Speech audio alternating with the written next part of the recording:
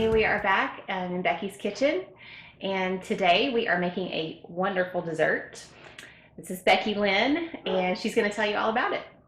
Okay, this is a zebra cake, and it's my favorite thing to make. It's so fun to make. You can make it with your kids and your grandkids, and it's easy. That's the best thing.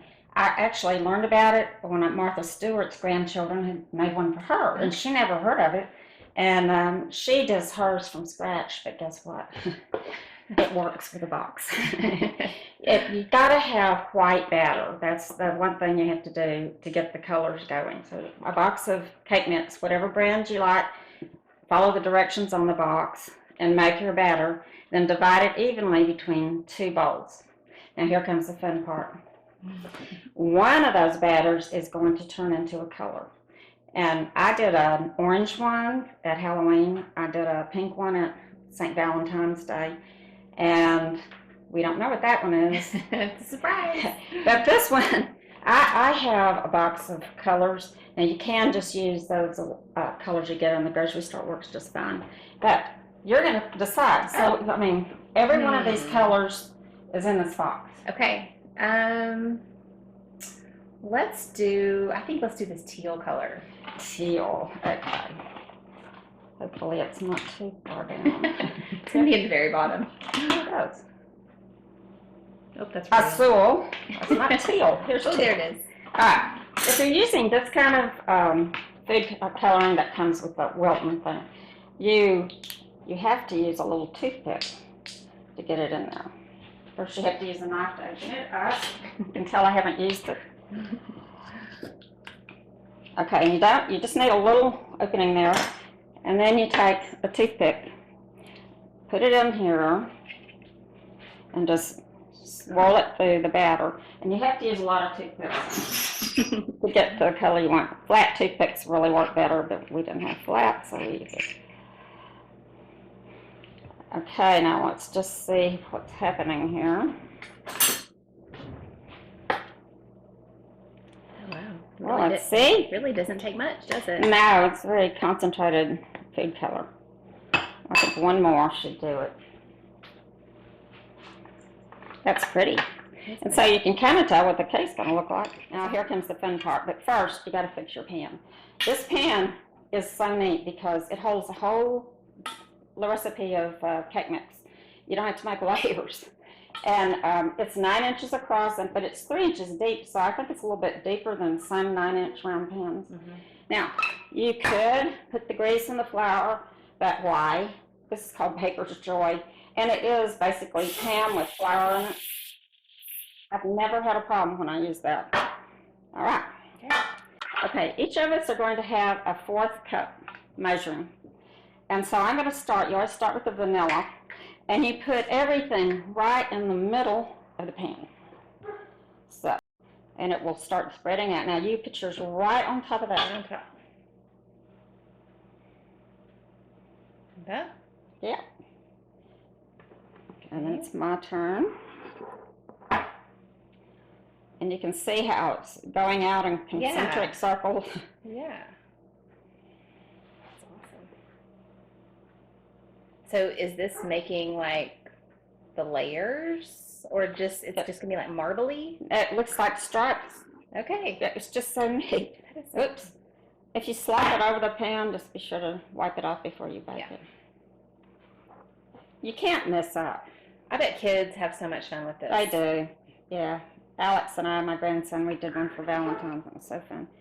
It's just so fun when you cut into the cake too. Okay, then you kind of,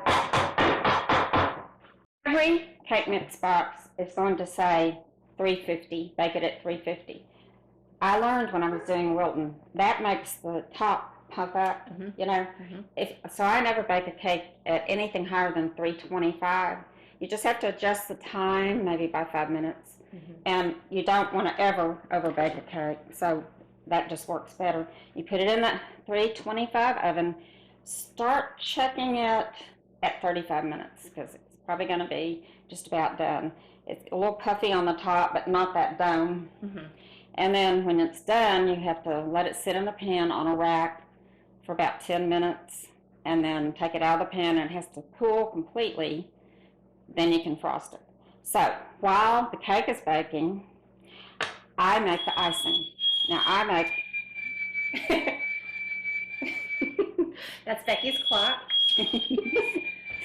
I make my own frosting, but you can use canned frosting if you want. But homemade buttercream frosting, canned frosting made with chemicals and Crisco.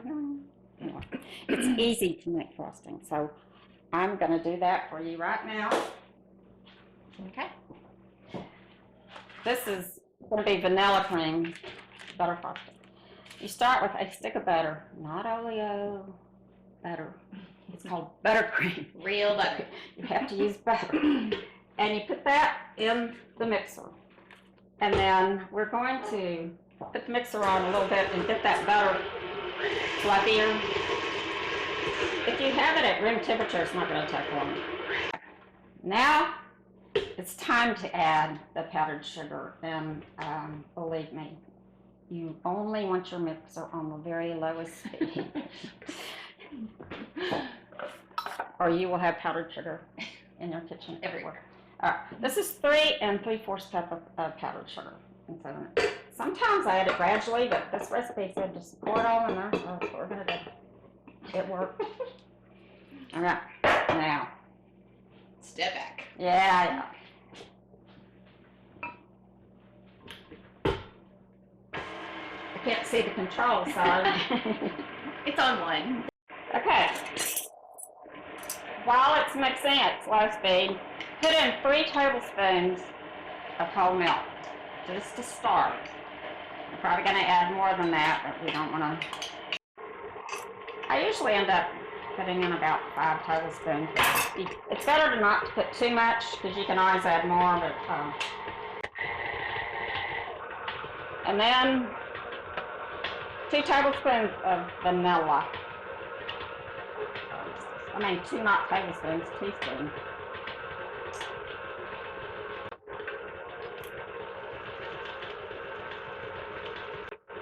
And then, okay, I'm just going to check it and see if it's too stiff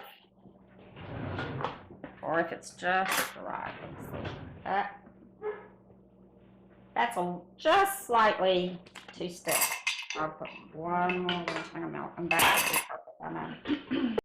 Perfect. And I just let it sit on the counter until the cake is cooled. Mm-hmm. You could also, if you have any leftover, you can keep it in the fridge and use it. You know. It's still slightly stiff, but I would rather just wait, and then if I need to adjust, I still can anytime. So A little more milk. that is your vanilla buttercream icing ready to go on this colorful cake. All right, now let's look at the one I did yesterday. It is, I tried to make sure that you couldn't tell.